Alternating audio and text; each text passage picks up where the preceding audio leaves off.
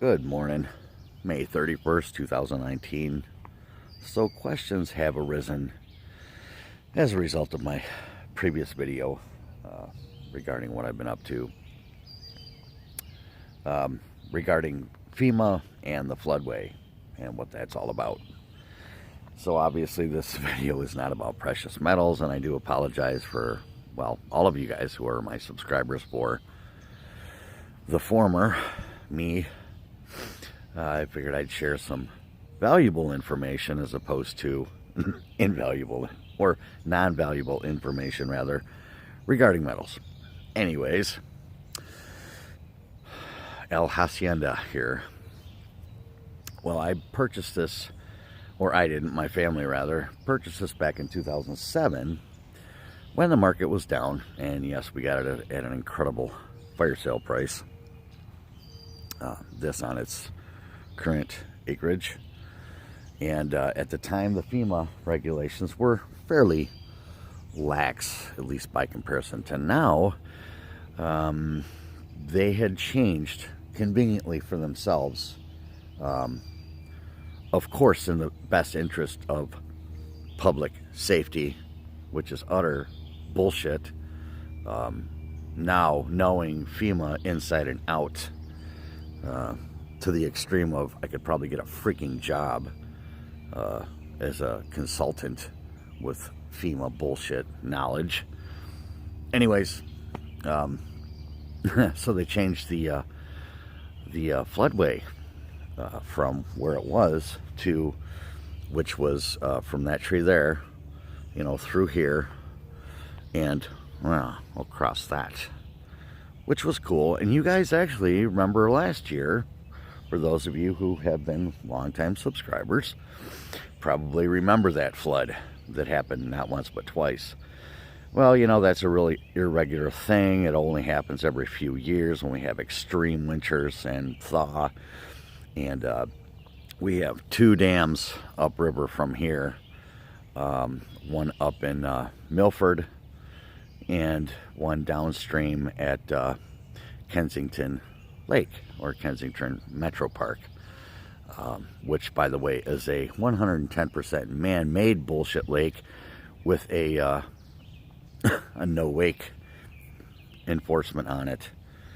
Anyways, be that as it may, had they never fucked with that shit to begin with, this wouldn't be an issue. But, oh, magically it is, in any case.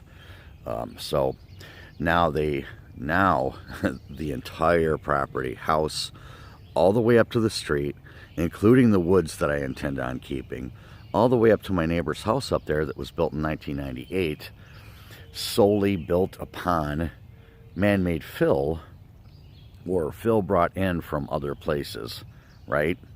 And not even on helical pilings. So he was able to build in 98, but now I can't do shit.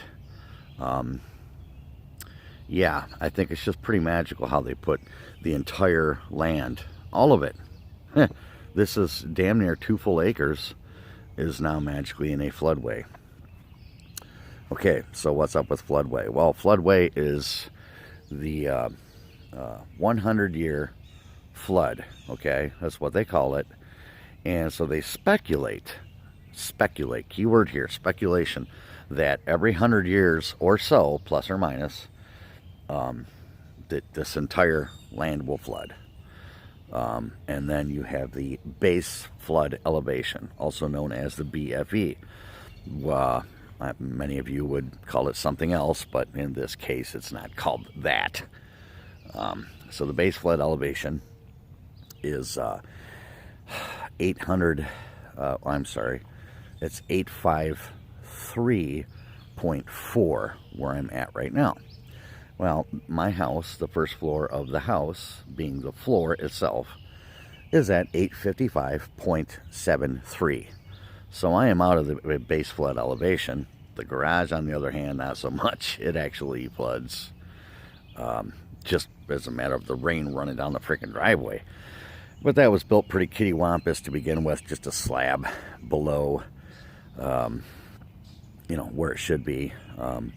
Fortunately, the garage is not counted in the remodeling process. When you go to remodel in a floodway, outbuildings and landscaping and things of the like are not considered in the ruling which FEMA has made pertaining to they call the dwelling the structure. So when I say structure, that means the dwelling, and an outbuilding, well, that pertains to detached garages, storage sheds, landscaping, sidewalks, things of the like. I may be going forwards and backwards, so please bear with me. It is morning. I'm on 1 cup of coffee here. Anyways, the dwelling, which is the house, I can build vertically on this house, provided that I provide proof that the foundation of the home is compliant to current FEMA standards. Okay, so this is called a pre-firm house because it was built in 1966, and it's pretty much unmolested apart from windows and siding and roofing and shit like that. In order for me to build vertically, which I can't expand upon the footprint, but I can go vertically, not laterally, I have to provide that proof that the foundation can handle it. And as I mentioned in the last video, after having my pit test done on the foundation, it turns out that I'm on a 42-inch floating footer. Okay. Well, according to the engineer, this foundation would not handle the additional weight of essentially a second home put on top of the first floor.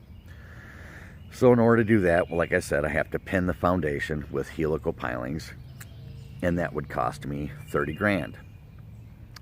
Now, while that cost is not, okay, so I'll stop it right there, and now I'll tell you the new current FEMA regulations. The new current regulation, according to FEMA, is that any dwelling in a floodway can be built upon, called substantial improvements, is what they're calling it now. In order to do substantial improvements, you have to obviously provide all these things that I just mentioned, plus plans of your house, yada, yada, yada. But the other thing that they kind of sneak in there is that you can't improve upon no more than 50% of the value of the existing structure, being the dwelling, okay? Well, so I asked them, I checked with the township to see what they're valuing the house at, and they value this house at $50,000. Now I don't know, man, but you find me a turnkey house that you can build for 50 frickin' grand, and well, you know, I got lakefront property in the frickin' desert, right? That's total bullshit. While my insurance company insures the house itself for $150,000, FEMA magically values the house at 50. So that, or what is it? Yeah. So it's like 50 grand. So anyways, that leaves me $29,000 to essentially $29,000. So it's a little bit more than 50. It's 59,000. I'm sorry. So $29,000 that they're giving me that I can do my substantial improvements to the house. But it's so kind of them to say that, well, that, you know, we're not including the foundry preparations or even the elevation preparations. You know, they're not including that in the 50% ruling. Well, how kind of them. But nevertheless, it's still 30,000 bucks. You know what I'm saying? And I've described it as dig a big hole, go to a car dealership, buy a brand new freaking car, drive it home, into the pit, cover it up, there's your 30 grand, right? I can't justify it, man. That's 30,000 bucks. And then I can do my substantial improvements to the house. Well, how in the hell am I going to do a full second floor you know, with a bedroom, master bath, closet, put the laundry upstairs next to the bedroom, yada yada. It's not happening, man. 30 grand ain't gonna cut that.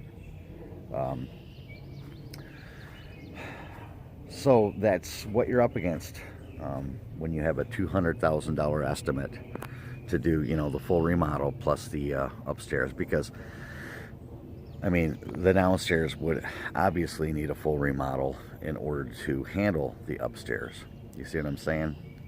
So it's not just a matter of building a second floor. It's a matter of completely preparing the first floor for the second floor. You know, and you know, of course you have to make everything work together. You know what I mean? You can't just pile shit on top of shit. So that's why I came to the conclusion, after all my battles and everything else, that it's time to sell. The other thing is that they say that if you want to contest that valuation, then I have to get my builder and a licensed realtor or appraiser to do the professional written valuation of the home value, and then go before the Board of Appeals with the township, which would have a representative of FEMA and the MDEQ, which is Michigan Department of Environmental Quality, present, and then contest it, right? Well, that's well and good and everything, but I would have to have my attorney present, which is going to cost me money.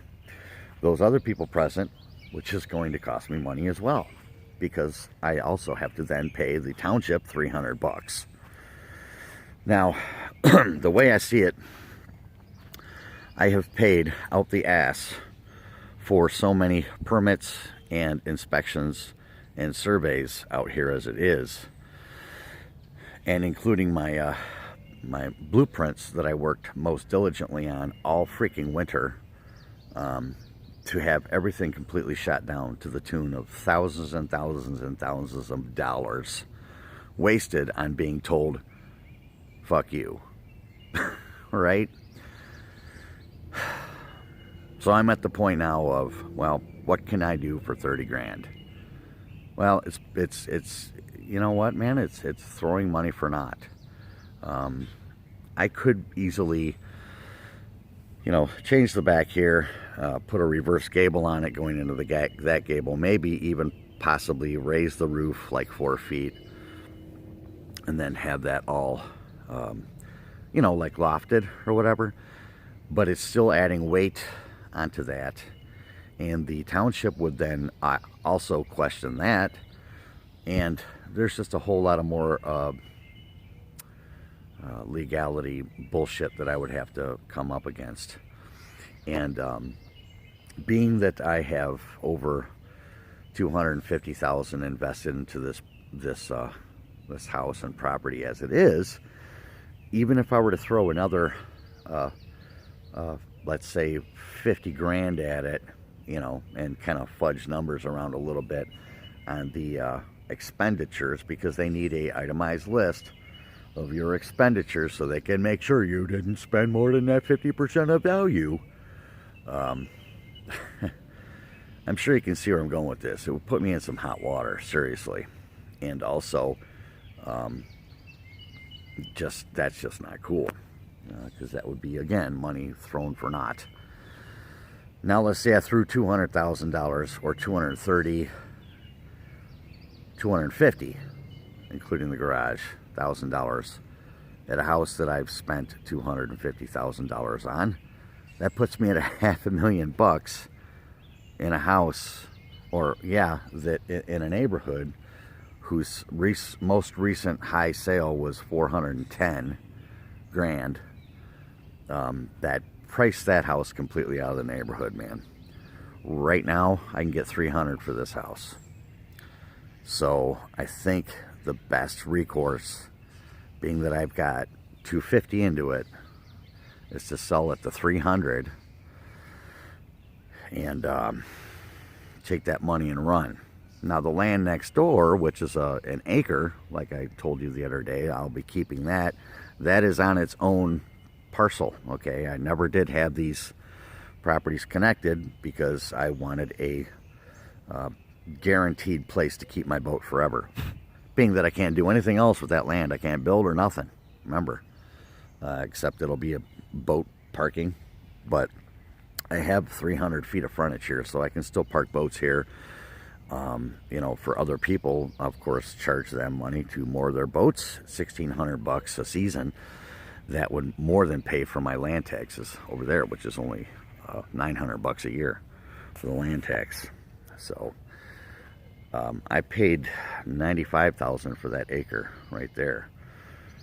So anyways, selling this for $3 right now is the best option, because I can, like I said about the property 5 miles that way,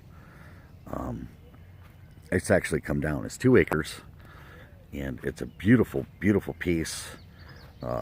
9-minute drive, 5 miles from all my friends out here and my boat. And so that property just dropped to $74,000, down from $89,000, which means that I can probably get it for upper 60s, early 70-ish. And then the house I want to build, they start at $227,000. So I think I'm going to do that, man. And that way it is the best of... It's kind of like having your cake and eating it too. The sucky part is I do have to drive, you know, to my boat, but it's not a 30-mile drive like I have to do now to get here to the cottage. It would be a 5-mile drive and 9 minutes away from my friends and my boat and this beautiful view. The only thing is, you know, waking up to it or being here as long as I want is going to be a little bit different. But you know what? Sometimes you have to make compromises in order to get what you want. And unfortunately, this is the compromise that I have to make here. So that's the story. That's what FEMA's like, man. That's what living in a floodway is all about. If you want to do substantial improvements, just keep in mind, whatever you buy it right. And if you intend on doing those improvements within a floodway, not a floodplain, that's a different story, then you're only allowed to do no more than 50% of the value of the actual dwelling. When they call it a structure, that means dwelling. Okay, they both words mean the same thing. Their vernacular that they use is pretty inconsistent, but the words mean the same thing. Now, garage. The garage is not counted in the 50% ruling. It's, you know, considered an accessory building.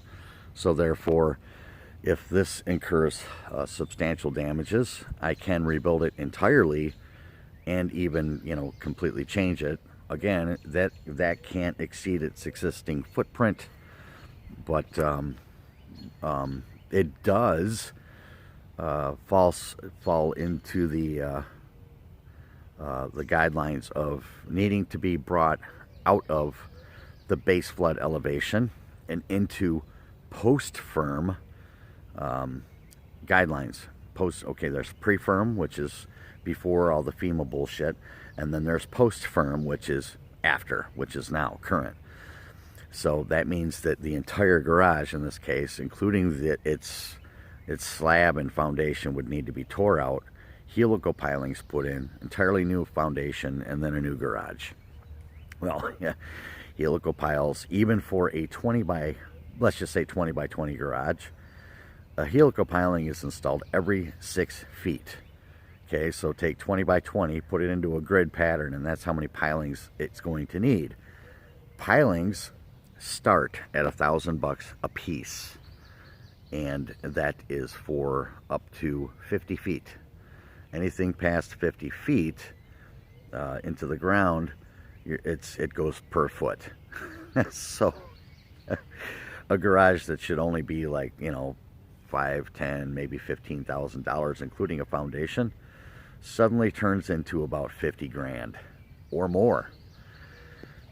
So now let's just say, you know, $230,000 plus another 50 plus or minus. You see where I'm going with this? I've priced myself out of the park, out of the neighborhood. I'm upside down.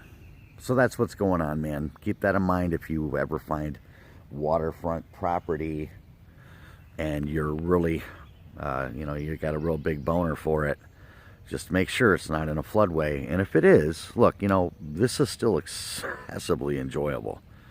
But know that if you intend on mortgaging it, your insurance rates are going to be retarded.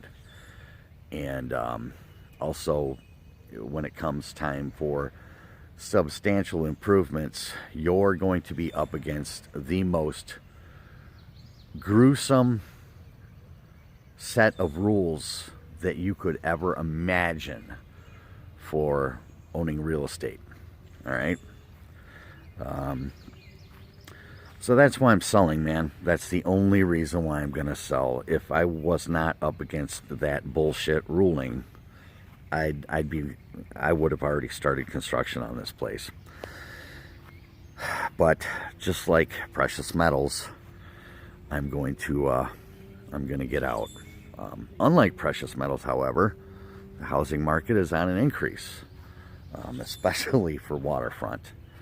And I'm counting on a cash buyer because there are a lot of them out here, man. You wouldn't believe the amount of people that have 300 to $1 million plus in cash that they just don't give a shit. And man, it'd be nice to be that guy, right? I wouldn't want his job though. I like having a life, man. And I like living within my means.